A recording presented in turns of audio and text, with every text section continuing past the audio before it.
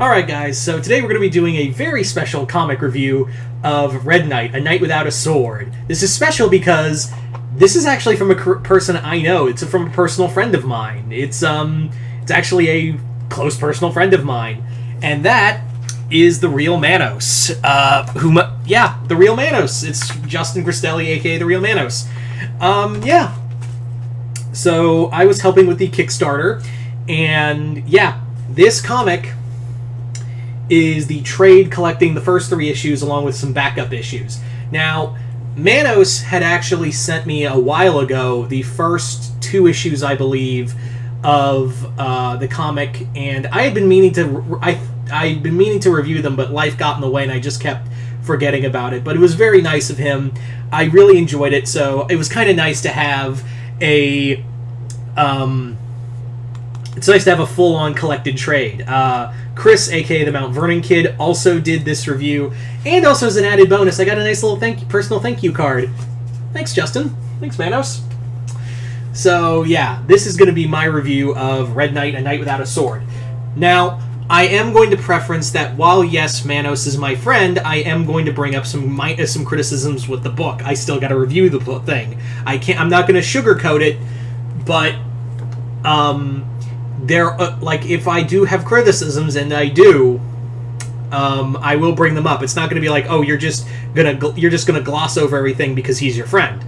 No, I wouldn't have gotten this book if Manos didn't want feedback, and I'm happy to support. Chris and I were very happy to support him on this. So yeah, that doesn't I'm sure Manos would do the same whenever I get my shit published, and I would hope that he gives me the same kind of, and my friends give me the same kind of,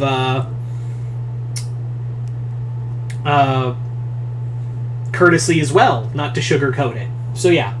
So let's talk about Red Knight. So Red Knight is basically a comic set in Norfolk, Virginia, which is where Manos lives.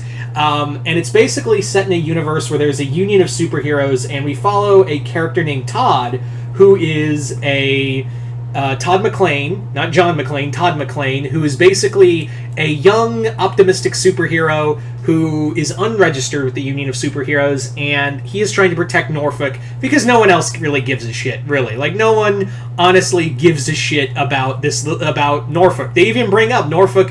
It's a travel town. It's basically a place where you come in and leave. That's basically what it is. Now, Todd is new at the game. Like, this is like, I guess you could call it Red Knight Year 1. It also features Todd coming in the crosshairs of not just an unknown villain who's selling superpowered drugs, but also he comes across with Martha Brown, who is a detective working at Norfolk PD, and the two have I would say rivalry, but eventually becomes more later on down the road. Todd also has his uncle who helps him build gadgets, and yeah.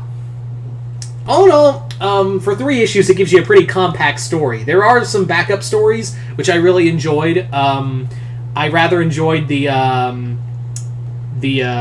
It's Never Too Late side story. The Struggle is also really good. It's Never Too Late was actually written by another friend of mine, Alex Breen, who I've known. He wrote the backup story. The short stories are good, but the main story is pretty compact for 3 issues. I understand why, because Manos poured his heart and soul into making this book.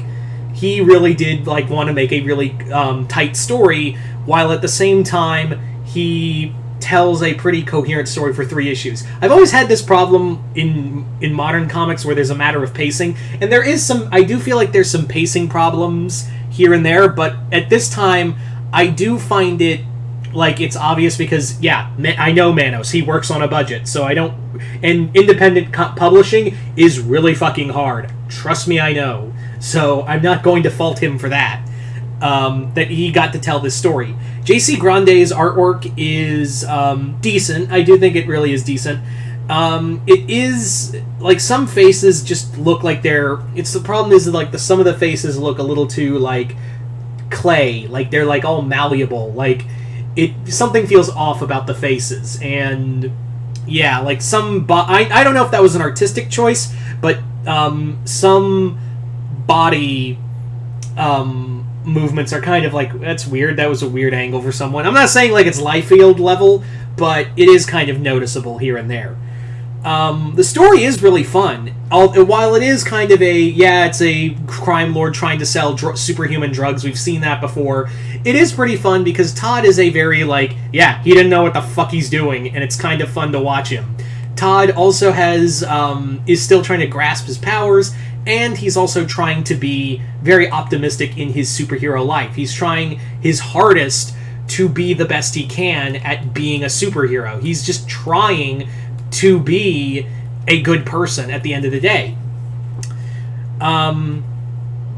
So that's kind of it. That's really it. Although I will say that Martha Brown, I feel like gets more in here than Red Knight sometimes. And I have noticed that Manos has talked about wanting to do more stuff with Martha in extended stuff, in a spin-off book, so maybe that's kind of the idea, is to give her a lot of spotlight. But Martha Brown herself is a fun, capable character. They do kind of make the Foxy Brown joke, which you'd expect, because she's this tough, no-nonsense cop. Yeah. Also, side note, when Manos and I had a conversation once over Skype, we were talking about Red Knight, and this was shortly after we published the first issue, and I basically said, hey, so I've been meaning to ask, did you ever base Red Knight's costume off of Midnighter? And it almost sounded like he had an existential crisis, because he's like, I never thought of that. Because I thought I broke him for a second, because I thought it was like an homage to Midnighter from Stormwatch.